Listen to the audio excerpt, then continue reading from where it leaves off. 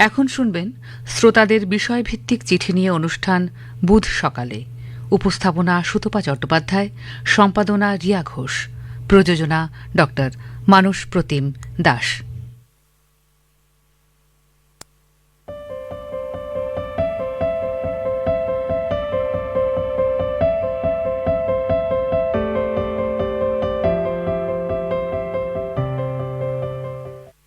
সবাইকে নমস্কার, সুপ্রভাত জানিয়ে শুরু করি আজকের বুধ সকালে। বুধ সকালে অগাস্ট মাস, আমাদের বিষয় সে এক ঘোর বর্ষার দিনে। আপনাদের লেখায় একেবারে উপচে পড়ছে। অনেকেই লিখেছেন maitrikatha@gmail.com এই ঠিকানায়, MAITREEKATH maitrikatha@gmail.com।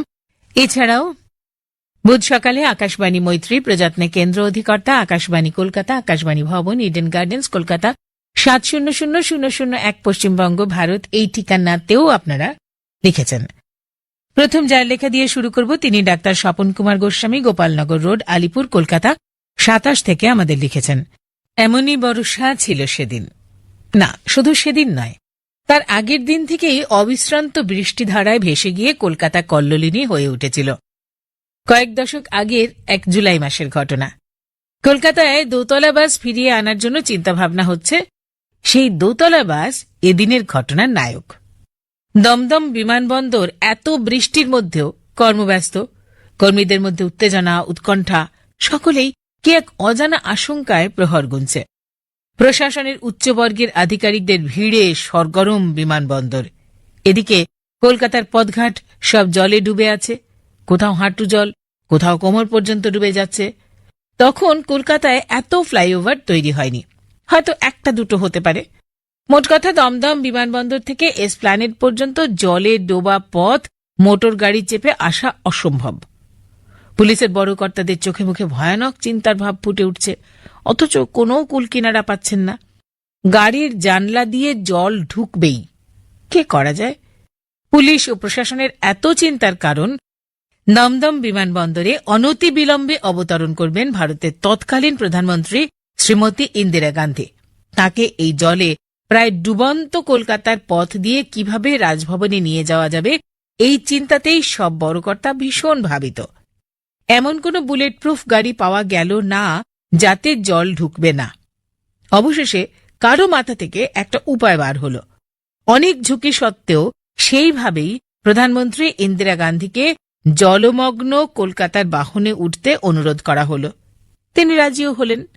বাহনটি হল একটি ডাবল ডেকার বাস। এই ডাবল ডেকার বাসের দোতলায় প্রথম সিটে শ্রীমতী ইন্দিরা গান্ধী উঠে বসলেন, সঙ্গে রাজ্যপাল। কলকাতার রাজপথ দিয়ে সেই ডাবল ডেকার বাস দুপাশে জল কাটতে কাটতে দমদম থেকে রাজভবন পৌঁছল, এক অভূতপূর্ব ইতিহাস সৃষ্টি করে। পরের দিনের সংবাদপত্রে ডাবল ডেকার বাসে বসা ইন্দিরা গান্ধীর সংবাদ চিত্র প্রকাশিত হয়েছিল। আর সেই জন্যই ঘটনাটি এতদিন পরেও মনে আছে। ডাক্তার স্বপন কুমার গোস্বামী, গোপালনগর রোড, আলিপুর, কলকাতা 27 থেকে লিখেছেন। সেদিনের সেই ঘটনা, সেদিনের সেই সংবাদ চিত্র যাদের দেখার সুযোগ হয়নি, তাদের কাছে জীবন্ত হয়ে ফুটে উঠল সেদিনের এই ঘটনা, এই দৃশ্য। সুচিত্রা রায়চৌধুরী লিখেছেন রামমোহন রোড, নবগ্রাম, হুগলি থেকে। আজ থেকে প্রায় 40 বছর আগের বিভীষিকাময় বর্ষণমুখর দিন আজও স্মৃতিপটে উজ্জ্বল। মনে পড়লে শিহরিত হই। সকাল থেকে আকাশের মুখ বেজায় ভার। সকলেই বাজার বাইরের কাজ সেরে বাড়িতে তাড়াতাড়ি ঢুকে পড়ায় ব্যতিব্যস্ত। অফিস কামাই করার মতো সাহস অনেকেরই নেই। তখন ইমার্জেন্সি পিরিয়ড চলছে, যেন তেন প্রকারণ অফিস যেতেই হবে। যে যার মতো অফিস ছুটল, কিন্তু বাদ সাধল তুমুল বৃষ্টি। রেল লাইন জলে ডুবে গেছে, ট্রেন বন্ধ। যারা একটু আগে বেরিয়ে বাস স্ট্যান্ডে পৌঁছল, গিয়ে দেখল বাস ট্রাম বন্ধ, ট্যাক্সিগুলোর দেহের অধিকাংশ জলের তলায়। এদিকে প্রত্যেকের বাড়ির লোকই দুশ্চিন্তায় প্রহর গুনছে। রেডিওতে খবর চলছে, ব্যাপক বৃষ্টির তাণ্ডবে ট্রেন, বাস, ট্রাম সব বন্ধ। জনজীবন একেবারেই বিপর্যস্ত। কি করে যে ওরা বাড়ি ফিরবে? বাড়ির লোকজনদের বিপদের সীমা নেই। অনেক বাড়িতেই জল ঢুকে গেছে। পুকুরের উপচে পড়া জলে রাস্তাঘাট ভেসে ভেসে আসছে অনেক মাছ। পাড়ার ছেলেরা ছাতা গামছা দিয়ে মাছ ধরায় ব্যস্ত, তাদের কোনো দুশ্চিন্তা নেই। মায়েদের কাঁদো কাঁদো মুখ, ওরা কিভাবে বাড়ি ফিরবে। সন্ধে নাগাদ প্রকৃতি একটু শান্ত হতেই অনেকেই স্বস্তির নিঃশ্বাস ফেলল। ট্রেন বাস ধীরে ধীরে চালু হতেই যারা বাড়ি ফিরল তাদের যে কি বিধ্বস্ত চেহারা, খিদে তৃষ্ণায় একেবারে কাতর। বৃষ্টি ভেজা শরীরগুলো যেন কেমন সিটিয়ে গিয়েছে। মা দিদিরা তাড়াতাড়ি তাদের জন্য গরম জল করে দেওয়ায় তারা স্নান সেরে দুটি ভাত খেয়ে যেন একটু সুস্থ বোধ করতে লাগল। লিখেছেন সুচিত্রা রায়চৌধুরী, রামমোহন রোড, নবগ্রাম, হুগলি থেকে। এবারে সৌভিকসী আপনার লেখা, আপনি ঠিকানা লেখেননি। আষাঢ়স্য প্রথম দিবসে। কালিদাসের এই শ্লোক এখন অতি পরিচিত হয়ে ওঠে শ্রাবণের কোনো এক সপ্তাহে। হবে নাই বা কেন? এগিয়ে যাচ্ছি আমরা, পিছিয়ে দিচ্ছি প্রকৃতিকে। কোনো এক বছরের শ্রাবণের সোমবার হবে। প্রাতঃভ্রমণে যাব বলে প্রস্তুত হচ্ছি। সকালের কাজ প্রায় শেষ। বা পায়ের বুটের ফিতের গিঁটটা বাঁধছি, ঠিক এমনই সময় হঠাৎ করে এলো ঝমঝমিয়ে বৃষ্টি। একদিকে ঘুমের আনন্দ, অন্যদিকে নিরাশা। কম বয়সে উচ্চ রক্তচাপের সমস্যা থাকলে যা হয় আর কি। ডাক্তার বলেছে প্রাতঃভ্রমণ জরুরি। তবে খুব বেশি ঘুমানো গেল না, টিউশনি আছে। ব্যাগ নিয়ে ছাতা হাতে দরজায় দাঁড়িয়ে আছি। ভেসে এলো প্রতিটা ছাত্রের সেই স্বপ্নবাক্য, আর আমার দুঃস্বপ্ন। ব্যাগ নিয়ে চলে এলাম ঘরে। পড়তে তো বসে গেলাম, কিন্তু পড়ার হলো কি, শুধুই বৃষ্টি দর্শন। স্কুলের সময় হয়ে এলো, স্কুলে গেলাম। আমরা সেই 3 স্কুল প্রেমী। মাস্টারমশাই হাত আর মুখ নাড়তে নাড়তেই আমাদের বাড়ি ফিরে যেতে বললেন। তাও মাস্টারমশাই হিসেবে তাকে চেনা দেয়। বাড়ি এসে দেখলাম সেই অতি পরিচিত ফোন নাম্বার। একটু ভয় ভয় করেও ফোন করেই দিলাম। গৃহবন্দী থেকেই মায়ের কাজের ফাঁকে ফাঁকে কথা চলতে লাগল। ঠিক প্রেম নয়, গভীরতম মোহ বলা যেতে পারে। খানিক শাসন, খানিকটা আক্ষেপ, আর খানিকটা হতাশা। দেখা মিলল আর এক যক্ষের। তৈরি হল শ্রাবণের মেঘদূত। সৌভিকসী, আপনি ঠিকানা লেখেননি আমাদের। ঠিকানা লিখেছেন রবিরাম হালদার, ডোঙাজোড়া, কুলতলি, সুন্দরবন, দক্ষিণ 24 পরগনা থেকে। সে ঘোর বর্ষার দিনে মেঘের ছুটোছুটি, উঠল ঝড়, ভাঙল ঘরের মেঝের আড়া দুটি। মাটির দেয়াল, খড়ের চালের একটি মাত্র ঘরে বাবা মা আর আমরা কভাই বসে খুঁটি ধরে। কোলের মেয়ে বুকে নিয়ে বউটা ভয়ে মরে। পাশের বাড়ি আশ্রয় নিল একটু খানিক পরে। ঝড়ের দাপট বাড়ল যখন, ভাঙে ঘরের খুঁটি, উড়ে গেল খড়ের চালা, উড়ছে বাটি ঘটি। মাতলা নদীর বাঁধটা ভাঙে লোনা জলের তোড়ে। গ্রামের যত মাটির বাড়ি ভেঙে গেল ঝড়ে। পাকা ধানের মাঠের উপর লোনা জলের খেলা, নৌকো চলে হেলে দুলে দেখি সারা বেলা। সেদিনের ঘোর বর্ষার দিন স্মৃতির পাতায় ভাসে। বুধ সকালের বিষয় শুনে সবটা মনে আসে। রবিরাম হালদার, ডোঙাজোড়া, কুলতলি, সুন্দরবন, দক্ষিণ 24 পরগনা থেকে আমাদের লিখেছেন। শেখ শ্রাবণ মাসের কথা আমাদের লিখেছেন সোমা মুখোপাধ্যায়, নিহারিকা ভবন, দুর্গাপুর 1 থেকে। সেদিন ছিল শ্রাবণ মাস, অমাবস্যা। আকাশ ছিল কালো পুঞ্জীভূত মেঘে জমাট বাঁধা। সকাল থেকেই গুড়ি গুড়ি বৃষ্টির সঙ্গে ঝোড়ো হাওয়ার দাপট। জনপথে লোক চলাচল প্রায় ছিলই না। দিনকে রাতের মতো মনে হচ্ছিল। সেই মেয়েবেলাতে পড়াশুনোর ফাঁকে বৃষ্টিবিঘ্নিত দিনে খানিক ঘুম ছিল বেশ উপভোগ্য। বাইরে বৃষ্টির ঝমঝম শব্দ, আর ঘরে তখন আমি গভীর ঘুমে আচ্ছন্ন। এমন সময় বাড়ির দরজায় বেশ জোরে করাঘাত, আর বাইরে বেশ কিছু মানুষের আর্ত কণ্ঠের চিৎকারে ব্যস্তভাবে ছুটে গিয়ে দরজা খুলে দিলাম। সঙ্গে সঙ্গে ঝড়ের বেগে ঘরের মধ্যে ছিটকে এসে ঢুকল 20-25টি ছোট শিশু, মহিলাসহ জলসিক্ত অসহায় মানুষ। এরা আমার বাড়ির একটু দূরেই বস্তির কুঁড়েঘরগুলিতে বাস করে। ওদের ঘরের চালা উচ্চ ঝড়ে উড়িয়ে নিয়ে গেছে। সেই নিরাশ্রয় মানুষগুলি আশ্রয়ের প্রত্যাশায় সামনেই আমার ঘরের দিকে ছুটে এসেছে। আমার ঘর জলময়, ঠান্ডায় সবাই কাঁপছিল। আমার ছোট ঘরেই সবাই ঠাসাঠাসি করে বসেছিল। সেদিন ঝড় বৃষ্টি অবিরাম চলতে লাগলো। কত গাছপালা ভেঙে পড়েছে, কত কুড়েঘর নিশ্চিহ্ন হয়েছে, কত পশু পাখি মারা পড়েছে, কত কত মানুষ যে আহত হয়েছে তার সংখ্যা নেই। যাই হোক, সন্ধ্যার খানিক পরেই ঝড় বৃষ্টির মধ্যে সরকারি উদ্ধারকারী দল এসে সবাইকে সরিয়ে স্থানীয় একটি ক্লাব ঘরে নিয়ে গেল। তাদের জন্য চিড়ে, মুড়ি, বিস্কিট, পানীয় জল, বাচ্চাদের জন্য দুধ, ত্রিপল, জামাকাপড় ইত্যাদি প্রয়োজনীয় সরঞ্জামের ব্যবস্থা করেছিল। কেন জানি না, সেই দুর্যোগময় দিনের স্মৃতি আমার মনে এক গভীর রেখাপাত করেছিল। সোমা মুখোপাধ্যায় লিখেছেন নিহারিকা ভবন, দুর্গাপুর 1 থেকে। অমিত কুমার রায়ের লেখা এসেছে ঝিখিরা, হাওড়া থেকে। আজ 16 শ্রাবণ। শ্রাবণ ধারা যেন ঘন ঘোর ঝরছে। সন্ধ্যায় বেরিয়েছিলাম মিটিংয়ে। যাবার পথে পাড়াতুতো নাতি পুলের ধারে ডোবাতে ছিপ ফেলছিল। দেখি হলুদ কই ছিপে উঠল। আশপাশের যারা ছিল লাফিয়ে উঠল, যেন তারাই কই ধরেছে। ওরই পাশে আমার রেডিওর দোকান। প্রতি বছর ঘনঘোর বর্ষায় এদিক ওদিক করে 2-4টে কই নিয়ে বাড়ি ফিরলেই খুশির হইচই। গত বছরে আমার এক লেখক বন্ধু ফোন করে জানালেন তার স্ত্রী 80টা কই ধরেছেন। মিতা বৌদিও গত বছরে একই দিনে উঠোন থেকে ছোট বড় কই ধরে হইচই ফেলে দেন। এবার খুব সংক্ষেপে ঘনঘটা দুর্যোগ রাতের কথা বলছি। অবস্থা খারাপ বুঝে ধর্মতলা থেকে সরকারি বাসে আমতা কলাতলায় নাবি রাত 8টায়। রাত 10টা ঝিখিরাগামী বাস বা অন্য কিছু না পেয়ে জিনিস নিয়ে হাঁটতে শুরু করি মোট 3 জন। বেতাই বন্দরে অচল গাড়ির সিটে জল খেয়ে আধশোয়া রাত কাটছে আর গরুর খুরের শব্দ খটাখট। ভোরে 11 নম্বর ধরে বাড়ি এলাম 14 কিলোমিটার। তখন সকাল 7টা, তখনও রিমঝিম। লিখেছেন অমিত কুমার রায়, ঝিখিরা, হাওড়া থেকে। এবারে পূর্ব সাধন বিশ্বাসের লেখা এসেছে অম্বরপুর, মুড়িঘাটা, উত্তর 24 পরগনা থেকে। 2008 সালের কথা। কৃষ্ণনগর শহর থেকে কয়েক কিলোমিটার ভিতরে এক গ্রামে আমার জ্যাঠতুতো ভাইয়ের বিবাহ সম্বন্ধের জন্য কনে দেখতে গিয়েছিলাম। 2টি মোটর বাইকে 4 জন। তখন অধিকাংশ গ্রামের পথঘাট ছিল কাঁচা। বৃষ্টি হলেই 1 হাঁটু কাদা জল।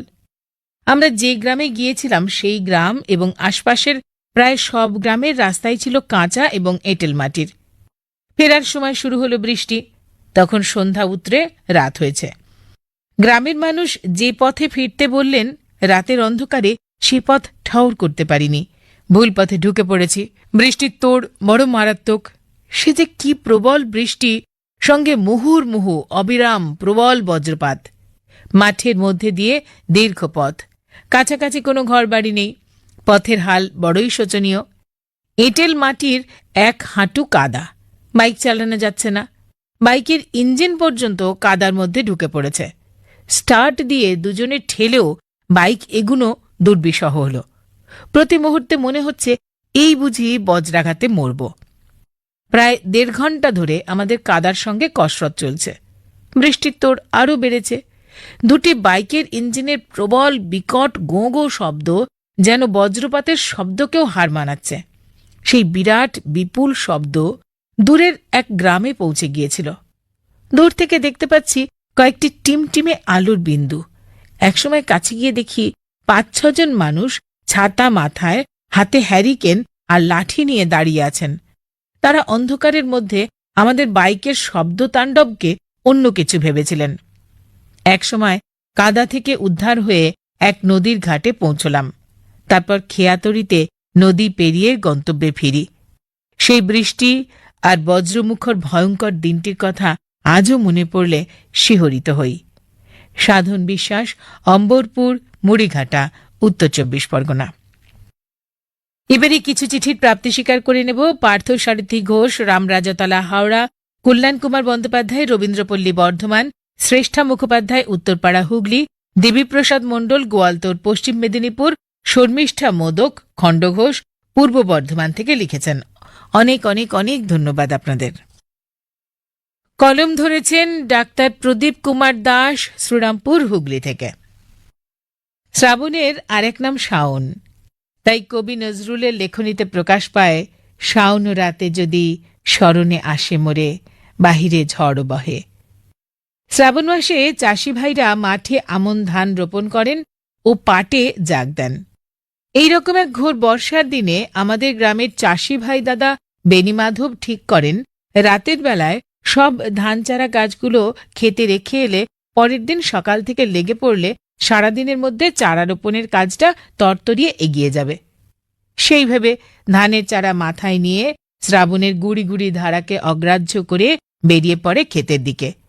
ক্ষেতে পৌঁছে চারা গাছগুলো মাথা থেকে নামিয়ে আলোর উপর রাখতেই সুযোগ বুঝে শিকারের অপেক্ষায় ওত পেতে থাকা এক কালকেউটে দেয় ছোবল। বাপরে বলে বসে পড়ে বেণীমাধব দাদা। বুঝে যায় তাকে কালে কেটেছে। তড়িঘড়ি মাথা থেকে গামছাটা খুলে পায়ে কাটার বেশ কিছুটা উপরে বাঁধন দিয়ে ছুটতে থাকে বাড়ির দিকে টলমল অবস্থায়। দেহের শক্তি ক্রমশই কমে আসছে, চোখে ঘুম নেমে আসছে, তবুও সব শক্তি উজাড় করে একসময় ঘরে পৌঁছে বউকে জানায় তাকে কালে কেটেছে বলেই শুয়ে পড়ে মাটিতে। ঘর ভর্তি লোকে জল পড়া, পীর বাবার ওষুধ, ওঝা ডাকার পরামর্শ দিলেও দৃঢ়মনা বাসন্তী একটা ভ্যান রিক্সা ডেকে এনে দ্রুত পাড়ি দেয় গ্রামের স্বাস্থ্যকেন্দ্রের দিকে। জমে মানুষে লড়াই চলে। এরপরে যমরাজ হেরে যান মানুষের শুভ বুদ্ধির কাছে। উন্নত চিকিৎসা শাস্ত্র শেষমেশ জয়ী হয়। 7 দিন স্বাস্থ্যকেন্দ্রের বেডে শুয়ে সুস্থ হয়ে ফিরে আসেন বেণীমাধব দাদা। কবি জীবনানন্দ দাশ শাওনের বর্ষাকে বিরহ রোদন রূপে বর্ণনা করে লিখেছিলেন, বাংলার শ্রাবণের বিস্মিত আকাশ চেয়ে রবে ভিজে প্যাঁচা, শান্ত স্নিগ্ধ চোখ মেলে কদমের বনে শোনাবে লক্ষ্মীর গল্প, ভাসানের গান শোনাবে নির্জনে। তবে এখানে বেণীমাধব দাদা ও বাসন্তীর জীবনের ঘোর বর্ষার রাত কিন্তু বিরহের রোদন নিয়ে আসেনি, বরং মিলনের পথ প্রশস্ত করে দিয়েছিল। লিখেছেন ডাক্তার প্রদীপ কুমার দাস, শ্রীরামপুর, হুগলি থেকে। আপনার চিঠি পড়ছি আর ভাবছি, ভাগ্যিস স্বাস্থ্যকেন্দ্রে নিয়ে গিয়েছিলেন। জল পড়া, ওঝা ডাকা এসবে আটকে থাকেননি। পরের চিঠিতে যাওয়ার আগে আপনাদের সেপ্টেম্বর মাসের বুধ সকালে অনুষ্ঠানে চিঠি লেখার বিষয়টা জানিয়ে দেব। এখন থাক না, এখনই জানাবো। এখন থাকবে না, এখন থাক বিষয়। সেপ্টেম্বর মাসে বুধ সকালে অনুষ্ঠানে চিঠি লেখার বিষয়ে এখন থাক। ডু ইট নাও মন্ত্রে মাঝে মধ্যেই গা ঝাড়া দিয়ে ওঠে সমাজ। সে উৎসাহ তৃতীয় যেতেও অবশ্য তেমন সময় লাগে না। ফিরে আসে পুরনো বুলি, এখন থাক। আগ্রাসী ব্যবসায়ী বা বিক্রেতাকে থামাতেও কাজে লাগে এখন থাক। বিবদমান দুই গোষ্ঠীর সম্ভাব্য সংঘাত এড়াতে বিচক্ষণ মধ্যস্থতাকারী হয়তো বলেন, এখন থাক, পুজো মিটে গেলে আবার বসা যাবে। বাউন্ডুলে ছেলের নতুন ব্যবসার প্রস্তাবের অসারতা বুঝেও নিরুপায় যে পিতা, তিনি হয়তো টাকা হাতছাড়া হওয়া বাঁচান এই বলে এখন থাক। ঝাঁ চকচকে হাসপাতালে অপারেশনের খরচ শুনে ছাপোষা রোগীকে তো বলতেই হয় এখন থাক। কাজে ঢিলে দেওয়া কখনো বেজায় খারাপ, কখনো সেটা আত্মরক্ষার অস্ত্র, আবার কখনো হয়তো নেহাতি অভ্যেস। এখন থাক শব্দ দুটো উচ্চারণ করা নিঃসন্দেহে সময় কেনার দারুণ পথ। সে পথের বাহারি বৈচিত্র্য নিয়ে জানতে চাই আপনাদের চিঠি। সেপ্টেম্বর মাসে বুধ সকালে অনুষ্ঠানে চিঠির বিষয় এখন থাক। চিঠিতে শব্দ সংখ্যা রাখুন 200-র মধ্যে। ডাকযোগে চিঠি পাঠানোর ঠিকানা বুধ সকালে, আকাশবাণী মৈত্রী, Eden gardens, Kolkata 700001, Paschimbanga, Bharat. Email করার ঠিকানা maitrikotha@gmail.com, MAITREEKATHA maitrikotha@gmail.com। অনুগ্রহ করে মনে রাখবেন যে অ্যাটাচমেন্টে চিঠি এলে সেটা নেওয়ার ক্ষেত্রে সমস্যা হয়। তাহলে চলে আসি পরের লেখায়। শিখা চট্টোপাধ্যায় স্মৃতিচারণ করেছেন ইছাপুর রোড, কদমতলা, হাওড়া থেকে। 1978 সালের কথা। এক নাগারে 7-8 দিন বৃষ্টি, চতুর্দিকে জল থই থই, মাঠঘাট পুকুর সব একাকার। হাওড়ার কদমতলা এলাকাও সর্বত্র জলমগ্ন, দোকান বাজার সব বন্ধ। অনেকেরই বাড়িতে জল ঢুকেছে। আমাদেরও উঠোন, বারান্দা, দালান, এমনকি রান্নাঘরেও জলের স্রোত। এই নিদারুণ সংকটজনক পরিস্থিতিতে একদিন তো রান্নাঘরে রান্না করাই কঠিন হয়ে পড়ল। ভাড়ার ঘরের তক্তার ওপরে নানান সাংসারিক সরঞ্জাম। অগত্যা সেসব সরিয়ে তক্তা খালি করে তার উপরে স্টোভ জ্বালিয়ে আলু মরিচ আর পরোটা ভাজা হলো। তক্তার ওপরেই আলু কোটা, ময়দা মাখার কাজ চলল। একে প্রবল বৃষ্টি, তার উপরে বিদ্যুৎ বিভ্রাট। অতএব দুবেলার জন্যই খাবার ব্যবস্থা ওই একই পদ বেশি পরিমাণে তৈরি করা। দিদি সাহায্য করছে, মা পরোটা ভাজছে, ঠাকুমা পিসিমা আমাদের খেতে দিচ্ছেন। ভাই বোনেদের সে কি আনন্দ! ওই আলু মরিচ আর পরোটা যেন জীবনে খাইনি। সেদিন বুঝতেও পারিনি যে বাড়ির বড়দের মনে কি দারুণ দুশ্চিন্তা চলছিল। আরও কদিন যদি এভাবে একনাগাড়ে বৃষ্টি হয় তাহলেই বা কি হবে। সেদিনের অবুঝ মনের যে আনন্দের স্মৃতি, তা আজও অন্তরের অ্যালবামে জলজল করছে, যা এই বুড়ো বয়সেও সবুজ চেতনার সাড়া জাগিয়ে তোলে। শিখা চট্টোপাধ্যায়, ইছাপুর রোড, কদমতলা, হাওড়া থেকে লিখেছেন। স্বপন কুমার প্রামাণিক লিখেছেন হানু ভুইয়া, নন্দীগ্রাম, পূর্ব মেদিনীপুর থেকে। সেদিন কলেজ ছুটির শেষে মেসে ফিরে থলে গুছিয়ে সপ্তাহান্তে ঘরে ফেরার বাস ধরলাম। দেখতে পেলাম আমাদের গাঁয়ের কলা বিভাগের সহপাঠী প্রকাশও বাড়ির পথে ওই বাসেই সহযাত্রী। ভাবলাম ভালোই হলো, সঙ্গে পাওয়া গেল। ঘণ্টাখানেকের বাস যাত্রার পর আমাদের ঠিকানায় নেমে কিছুটা পথ এগিয়েছি।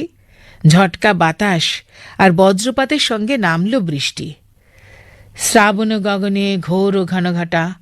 আমার ছোট্ট ছাতা বাতাসে উল্টে ফর্দা ফাই। দুজনে জড়াজড়ি করে কাদা রাস্তার সঙ্গে লড়াইয়ে নেমে ভিজে একসা হয়ে এগোচ্ছি। চমকে উঠছি বজ্রপাতে, থমকে যাচ্ছি ঘন ঘন। ও সাহস রাখতে বলছে, এই বোম ফাটিয়ে তুবড়ি জেলে আমাদের অভ্যর্থনা করতে হবে না বাবা, আমরা দুয়ে বেশ পৌঁছে যাব গুটি গুটি। আমি তো পড়তে পড়তে সামলে যাচ্ছি আর ডাকছি, মধুসূদন, মধুসূদন। এভাবে মাইল খানেক। হঠাৎ একটা প্রচণ্ড আলোর ঝলকানি। তারপর আর কিচ্ছু মনে নেই। কতক্ষণ কে জানে। ভয়ার্ত গলা, স্বপন। সংবিত ফিরে যখন আমি একটা পুকুরের গলা জলে, আর ও বিপরীত দিকের পুকুর থেকে, তুই কোথায়? আবার একটা বিদ্যুতের ঝলকানিতে দুজনে দিশা পাই রাস্তায় উঠতে। কাঁধের ব্যাগ রাস্তায় পড়ে টর্চটা পাওয়া যায়নি।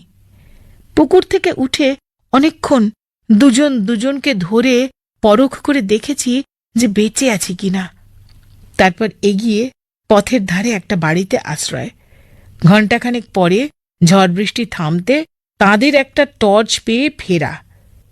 সেই প্রাণ ফিরে পাওয়ার রোমহর্ষক স্মৃতি শ্রাবণ এলেই বুদ্বুদের মতো ভেসে ওঠে আজও বুকের ভেতর। চাইলে তুমি, পাঠালাম তাই। ইথারে তোমার গলায় যদি শুনতে পাই সেই কথা।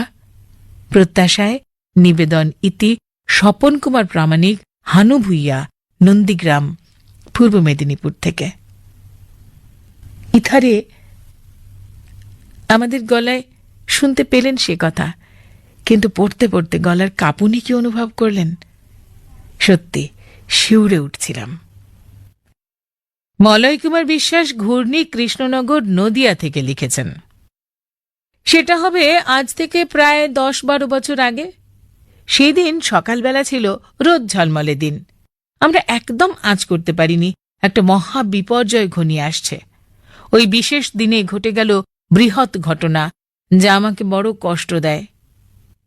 সেই দিন মধ্যাহ্নে হঠাৎই আকাশটা ঘন কালো মেঘ করে শুরু হলো মেঘ ভাঙা বৃষ্টি, অঝোর বর্ষণ, সঙ্গে প্রচণ্ড হাওয়ার দাপট আর অনবরত বজ্রপাত। আমাদের বাসস্থানের অদূরেই ছিল বড়সড় একটা বটগাছ। বিভিন্ন ধরনের পাখিদের বসবাস ছিল ওই বিশাল বটগাছে। সুখে শান্তিতে নিশ্চিন্তে ঘর সংসার পেতে বসেছিল তারা। কিন্তু ভাগ্যের কি পরিহাস, সেই গাছের ওপরে ঘটে গেল বিরাট বজ্রপাত। এক মুহূর্তের মধ্যে ছিন্ন ভিন্ন হয়ে গেল সুখ স্বাচ্ছন্দ্যে থাকা পাখিদের সংসার। গাছটা অনেকটাই পুড়ে গেল। শুরু হলো তাদের ভয়ঙ্কর আর্তনাদ। সে না দেখলে বিশ্বাস করা যায় না, মর্মস্পর্শী ঘটনা, যা কখনো ভুলবার নয়, যা আমাদের আজও দুঃখের সাগরে ভাসায়। সে এমনই এক শ্রাবণ মাসের ঘোর বর্ষার দিন, এক হৃদয় বিদারক ঘটনা আজও উদ্বেল করে। সত্যি ও ঘটনা ভুলবার নয়। মলয় কুমার বিশ্বাস, ঘূর্ণি, কৃষ্ণনগর, নদিয়া থেকে।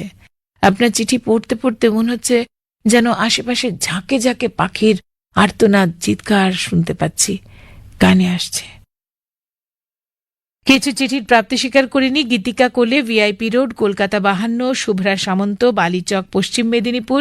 লিখেছেন মালবিকা চক্রবর্তী, খলিশানি, চন্দননগর, হুগলি থেকে। গীতা পাল, কালনা, পূর্ব বর্ধমান থেকে আমাদের লিখেছেন। অনেক অনেক ধন্যবাদ আপনাদের সবাইকে। ভানুমতি মোদকের লেখা অযোধ্যা, বাঁকুড়া থেকে এসেছে। সালটা ছিল 1977। আমি তখন ক্লাস 10-এ পড়ি। এত বৃষ্টি যে ঘরের বাইরে বেরও হতে পারছি না। আমাদের অযোধ্যা গ্রামের দ্বারকেশ্বর নদীর বন্যার জল দুকুল ছাপিয়ে বিরাট হো হো শব্দ করে বয়ে চলেছে, দিনরাত একই গতিতে। তখন আমাদের গ্রামের সবারই আতঙ্কে বিনিদ্র রজনী কাটছে। আমার পাশের বাড়ির হতদরিদ্র পরিবারের নিমাই কাকা একটি খড়ের চালের ভাঙা মাটির বাড়িতে বসবাস করতেন। ওই বৃষ্টির মধ্যে হঠাৎই ঘরের দেওয়াল চাপা পড়ে মারা যান। দেওয়ালে চাপা পড়ার শব্দ শুনে গ্রামের পাশের বাড়ির সবাই ছুটে গিয়ে তার মৃতদেহটি উদ্ধার করে। সেই দিনের ঘোর বর্ষার জন্য তার মৃতদেহটি আমাদের দ্বারকেশ্বর নদীর বন্যার জলে ভাসিয়ে দিয়েছিল সবাই মিলে। এই অবিরাম বৃষ্টির জন্য তাকে শ্মশানে নিয়ে গিয়ে দাহ করতে পারিনি। আজকাল সেরকম ঘোর বর্ষা না হলেও সেদিনের কথা ভুলে যাওয়ার নয়। ভানুমতি মোদক, অযোধ্যা, বাঁকুড়া থেকে। ভুলব না হয়তো আমরাও আপনার এই লেখা থেকে। না, এমন অভিজ্ঞতা তো সচরাচর হয় না যে এত প্রবল বৃষ্টি দাহ পর্যন্ত করা যাচ্ছে না, দেহ জলে ভাসিয়ে দিতে হচ্ছে। এ ভোলা যায় না সত্যি। অমিতাভ মাইতি লিখেছেন হরেন্দ্রনগর, ঢোলাহাট, দক্ষিণ 24 পরগনা থেকে। সকালে কাজের উদ্দেশ্যে রওনা দিলাম। এমন সময় চারদিক ঘন কালো মেঘ ঢেকে এলো, আর সেই সঙ্গে শুরু হলো অঝোর ধারায় বৃষ্টি। তাই আমি একটি দোকানে ঢুকে গেলাম, কারণ এই মেঘ ভাঙা বৃষ্টি হুট করে তো থামবার নয়। জুতো জোড়া দোকানের বাইরে রেখে আসতে হয়েছিল, কারণ দোকানের সামনে স্পষ্ট করে লেখা ছিল জুতো পরে প্রবেশ নিষেধ। কিছু সময় পরে বৃষ্টি আরো ভারী হয়ে এলো। দোকানটি খুবই ছোট্ট, আর টালির চাল দিয়ে জল গড়িয়ে পড়ছিল। বেশি লোক দাঁড়িয়ে থাকায় খুবই অস্বাস্থ্যকর লাগছিল। বাইরে বেরোবো ভাবছি, এমন সময় চোখ ধাঁধিয়ে এই অন্ধকারে আলোর ঝলকানিতে বাজ পড়ল, আর সেই সঙ্গে আরো 9-10 জন লোক একেবারে হুড়মুড়িয়ে ঢুকে এলো। ভয়ে কেউ রাম নাম জপতে লাগলো। দোকানদারের বহু চেষ্টা সত্ত্বেও ল্যাম্পের আলোটাও গেল নিভে। এইভাবে 1 ঘন্টা কেটে গেল। অবশেষে বৃষ্টিও কাটল। বাড়ি ফেরার জন্য বাইরে বেরিয়ে দেখি আমার এক পাটি নতুন জুতো নেই। জলের টানে নালা দিয়ে জুতো যে কোথায় চলে গেল তা অনেক খোঁজার পরেও পাওয়া গেল না। মনের দুঃখে আর এক পাটি জুতো নিয়ে আসতে মন চাইল না, ফেলে দিলাম রাস্তার ধারে। কয়েকদিন পরে সেই দোকানের মালিক দেখা হতে বলল, বাবু, তোমার সেই হারিয়ে যাওয়া জুতো আমি কুড়িয়ে রেখেছি, সময় হলে গিয়ে নিয়ে আসবে। অমিতাভ মাইতি, হরেন্দ্রনগর, ঢোলাহাট, দক্ষিণ 24 পরগনা থেকে লিখেছেন। কে জানতো বলুন যে এক পাটি খুঁজে পাওয়া যাবে? তাহলে আগের পাটিটা রেখেই দেওয়া যেত যত্ন করে। আজ তাহলে এখানেই শেষ করি। সবাই ভালো থাকুন, খুব ভালো থাকুন, বৃষ্টি উপভোগ করুন। সঙ্গে ছিলাম সুতপা চট্টোপাধ্যায়। অনুষ্ঠানটির সম্পাদনায় রিয়া ঘোষ, প্রযোজনা ডক্টর মানস প্রতিম দাস।